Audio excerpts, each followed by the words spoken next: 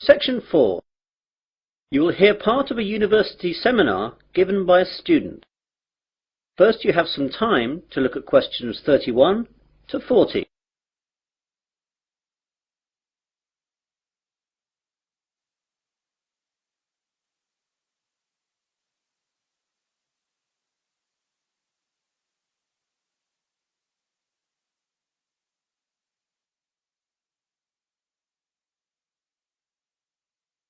Now listen carefully and answer questions 31 to 40. Good afternoon, everyone. In today's seminar, we're going to continue listening to different students giving us a presentation on the subject of their term paper. Now, today is Hillary's turn. So, what are you going to talk about today, Hillary?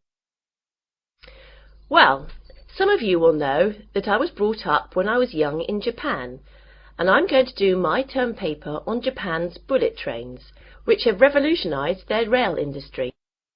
Japan's main island, Honshu, is covered by a network of high-speed train lines that connect Tokyo with most of the island's major cities and Fukuoka on the island of Kyushu. Japan's high-speed trains are called Shinkansen, but are known to us as bullet trains. The Japanese bullet train system is credited with being the world's first purpose-built high-speed railway, and the model and inspiration for all other similar type systems running today, such as the French TGV. The reputation it has earned for safety, speed, and punctuality is unsurpassed. I'd like to give you some figures about that. As regards safety, there has never been a death on the bullet train system since its inception in 1964, other than that caused by deliberate passenger misadventure. As far as speed is concerned, the bullet train holds the current world record for the fastest average speed between two station stops, which was 261.8 kph between Hiroshima and Kokura. The train travelled 192 kilometres in 44 minutes. This record is from the 500 series Nozomi trains, running at a maximum speed of 300 kilometres an hour between Shin Osaka and Hakata. I'll talk more about them later. The punctuality puts European train services to shame. Most trains arrive at their destination after several hours to within the second. In 1 year, the total time that all bullet trains were late by was 12 seconds. This statistic is hard to believe, but it would be difficult to prove otherwise, and that's what the rail authorities in Japan have told us. Now I'd like to tell you a bit about their history. The first bullet train was introduced in 1964 by Central and West Japan Railways for the Tokyo to Osaka route. Most of these old trains have now been discontinued. There have been several bullet train models since then. The most recent ones have been the 300, 500 and 700 series, and it's the 500 series one that can travel at 300 kph. The bullet trains operating in Japan today are of the three following categories: Nozomi, Hikari and Kodama.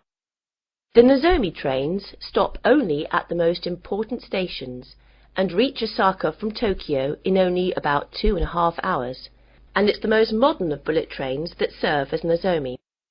Hikari trains stop a little bit more frequently than Nozomi trains and need roughly 3 hours to reach Osaka from Tokyo. Kodama trains stop at all stations, and they are the local trains among bullet trains. Older models of bullet trains serve as Kodama. I'd like now to talk a little bit about the technology involved in bullet trains.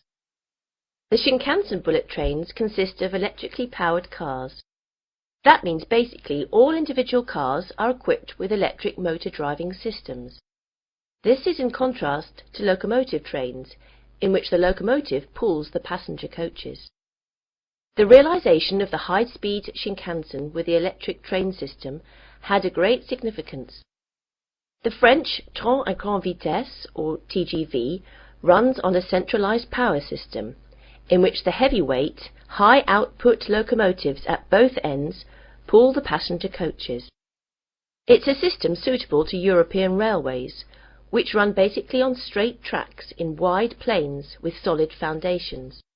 However, it is unsuitable in Japan, where the ground is flimsy and the tracks full of curves and undulations, and intercity distances are short, making it necessary for the trains to accelerate and decelerate frequently. One of the advantages of the electric car system is that the motor functions as a brake to reduce the speed of the train.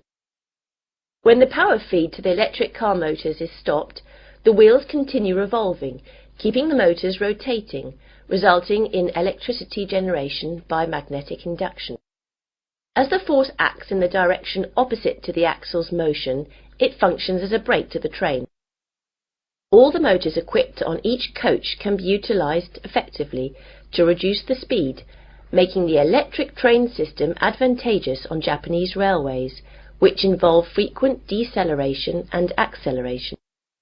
In addition, by virtue of the remarkable progress achieved recently in semiconductor technologies, the electric train system has undergone tremendous improvements in power, operability and safety administration, so the system is becoming increasingly advantageous.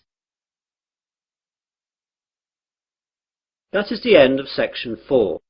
You'll now have half a minute to check your answers.